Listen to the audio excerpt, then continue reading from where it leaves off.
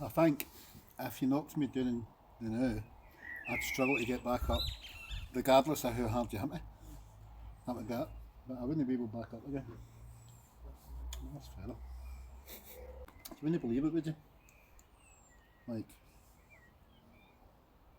maybe 5 spoonfuls left, and I'm struggling. Short the season.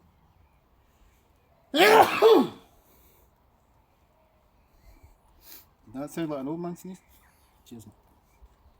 Do us a favour, Coach. Go and look up ice cream overdose. You agree?